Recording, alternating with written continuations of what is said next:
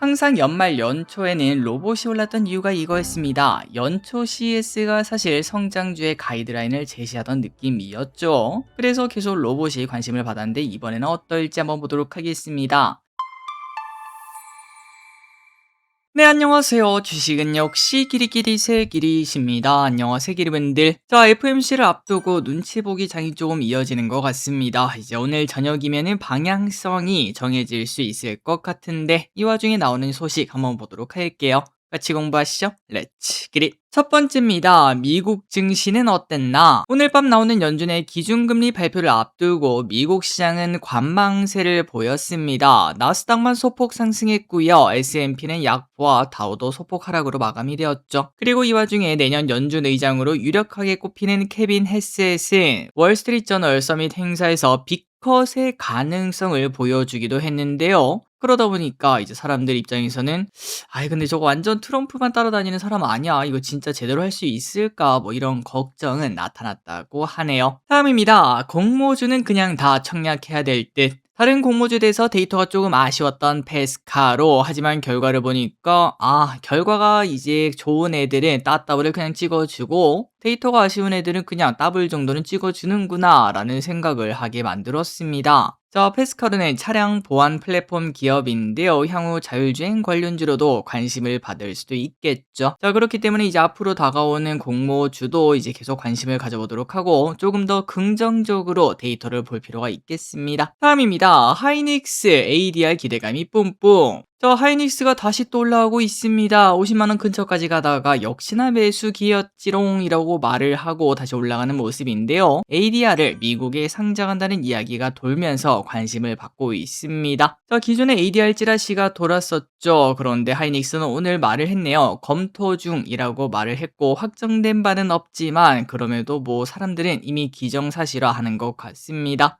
자, 자사주를 활용해서 ADR을 상장하게 되면요. 지분 희석 없이 미국 시장 접근성을 높이게 되고 자연스러운 주가 상승을 기대할 수 있다고 합니다. 그래서 한 전문가는 마이크론보다 지금 하이닉스가 저평가를 받고 있는데 이게 재평가가 될 수 있는 기회가 될 수 있다. 이런 식으로 표현하기도 하더라고요. 하이닉스 앞으로 쭉쭉 올라가길 이제 일각에서는 목표가 90만원 이런 얘기도 하고 있죠. 한번 지켜보도록 하겠습니다.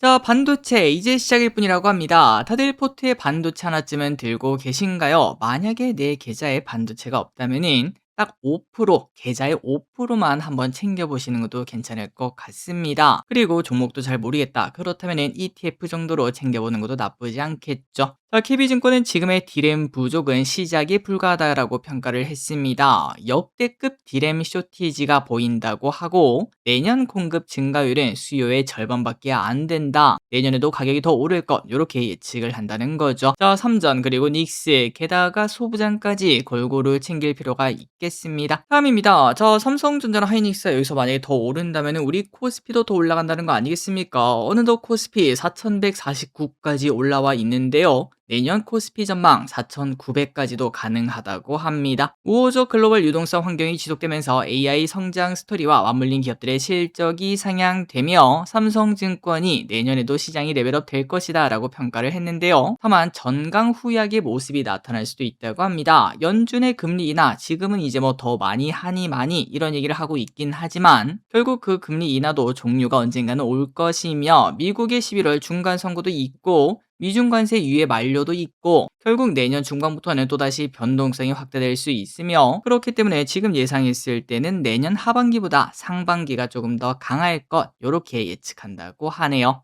저기를 또 이제 마찬가지입니다. 지속적으로 말씀드리고 있는 것 같은데 내년 초반에 이제 좀 증시 갑자기 확 올라가는 그런 상승이 나타나면은 그때는 이제 주식 비중을 좀 줄여보고 리스크 관리를 할 때가 아닌가라는 생각을 하고 있어요. 다음입니다. 하지만 리스크 관리할 필요가 없을 수도 있겠습니다. 코스닥 3000 시대가 올 수 있다고 하는데요. 비상금 또 꺼내야 될 것 같아요. 자, 코스피 띄우기에 성공한 정부 이번에는 코스닥을 저 위로 올릴 준비를 하고 있다고 하는데요. 이 와중에 코스닥 목표를 3000을 잡고 있다고 합니다. 참고로 지금 코스닥은 935로 아직 1000도 안 되는 모습이죠. 어제 민주당에서 세미나를 진행했는데요. 여기서 코스닥 3000은 가야 되지 않냐 이런 얘기가 나왔다고 합니다. 코스피도 5000이 목표인데 4000이 어느덧 도처있고 진짜 5000 갈 수도 있다 이런 얘기가 나타나지 않겠습니까? 그러다 보니까 코스닥도 뭐 3000까지는 아니더라도 최소한 여기서 2배, 2000은 가려나 라는 희망이 생기더라고요.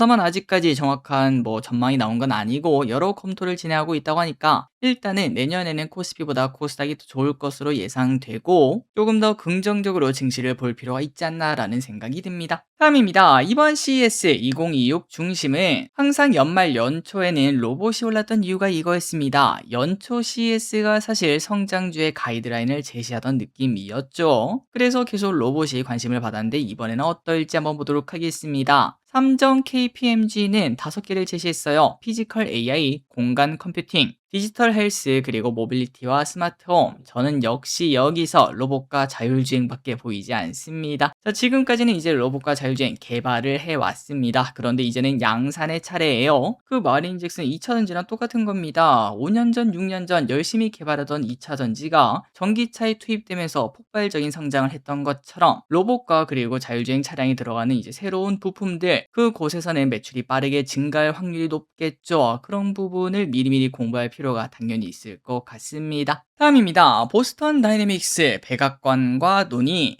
우리나라 로봇의 양대축 느낌이죠. 레인보우와 보스턴 다이내믹스. 이 중에서 보스턴 다이내믹스가 백악관이랑 논의를 하고 있다는 소식이 등장을 했습니다. 미국 정부와 국가 로봇 전략을 논의하고 있다고 하며 미국 제조 경쟁력의 핵심이 될 것으로 보인다고 해요. 자, 그래서 이걸 보고 나니까 야, 신흥국들은 어떻게 되나 이런 생각이 좀 들었습니다. 로봇이 등장하면 가장 많이 깔릴 곳은 당연히 선진국입니다. 개발도상국은 일단 지금은 안 그래도 인건비가 싸다 보니까 바로 로봇을 투입할 이유를 그렇게 찾기는 좀 어렵겠죠. 사람이 더 싸니까요. 하지만 선진국은 인건비가 비싸다 보니까 로봇의 투입이 조금 더 가속화될 수 있고, 그리고 중요한 거는 향후 가면 갈수록 로봇의 가격이 떨어진다는 게 중요할 것 같습니다. 결국은 앞으로 로봇이 개발도상국에 있는 사람의 인건비보다 더 싼 시대가 오게 되고, 야, 그때가 되면 개발도상국은 어떻게 되는 건가 이런 걱정도 살짝 들었습니다. 더 이상은 좁혀지지 않는 그런 모습이 나타날 수도 있겠네요. 어쨌든 선진국일수록 로봇의 도입이 빨라진다는 걸 명심할 필요가 있겠습니다.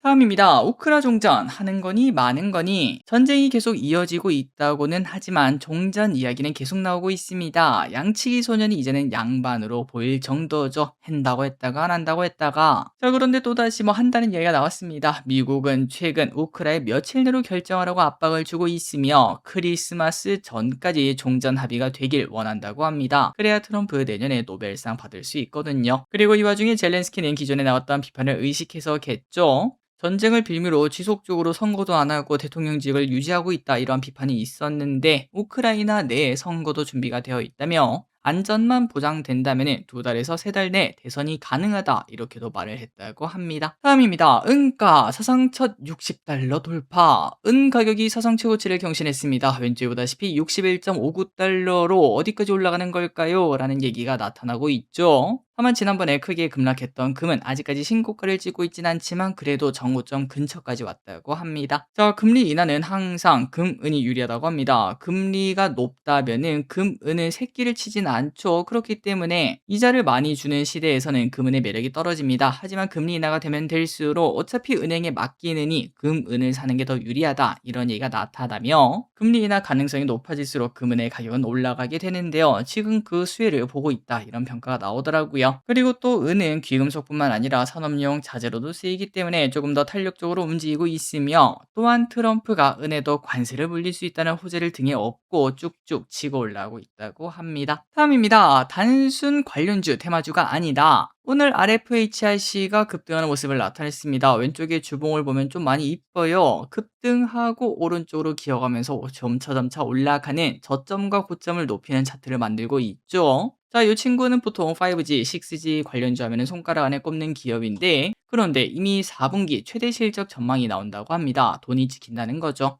RFHIC는 하나증권이 생각했을 때 4분기 사상 최대 실적을 예상하고 있으며 방산에 이어 통신 부분 실적도 양호하다는 평가를 받고 있습니다. 그리고 내년에는 당연히 올해보다 더 좋을 것으로 예상한다고 해요. 참고로 올해 4분기 매출은 작년보다 44%, 영업이익은 300% 늘어날 것으로 예상이 된다고 하니까 주가 급등이 충분히 이해가 됩니다. 다음입니다. 축의금 10만원 시대. 자, 카카오페이로 축의금을 보내보신 적 있으신가요? 저도 이제 거리가 멀거나 사정이 있어도 참여를 못하거나 그런 상황일 때는 카카오페이로 보내는 것 같은데, 그런데 보통 직접 가서 주는 것보다는 이제 멀리서 보낼 때 금액이 적은 게 사실입니다. 아마도 기름들도 조금 더 적게 하실 것 같은데요. 그런데 멀리서 보내는 이 축의금도 10만원을 돌파했다고 합니다. 카카오페이 따르면 엔축의금 평균 송금액이 10만 원이라고 하고요. 2019년에는 평균 5만 원이었지만 한 6년 만에 2배가 뛰는 걸 확인할 수 있습니다. 이제는 10만 원이 디폴트 값이라고 하죠. 다음입니다. 삼성 SDI 2조 원 수주. 요즘 2차 전지에 좋은 소식이 많이 들려오는 것 같아요. 삼성 SDI에서도 호재가 나왔습니다. 삼성 SDI가 미국의 에너지 인프라 개발 업체와 ESS용 배터리 공급 계약을 맺었다는 소식이 나왔어요. 계약 규모는 2조 원이 넘으며 제품은 27년부터 3년 동안 공급이 된다고 합니다. 2차 전지는 내년까지 길게 보면은 올해 반도체처럼 그런 기회가 있지 않을까라는 생각이 들어요. 다음입니다. 하이브 영업이익 600% 상승 전망. IM증권에서 내년 하이브의 영업이익이 5,150억으로 올해 대비 600%나 넘게 상승할 것으로 전망을 했습니다. 엄청나게 좋아질 것이라는 거죠. 당연히 BTS가 그 중심에 있다고 하는데요. 3월에 신보를 발매하고 4월부터 월드 투어를 진행할 예정이라고 합니다.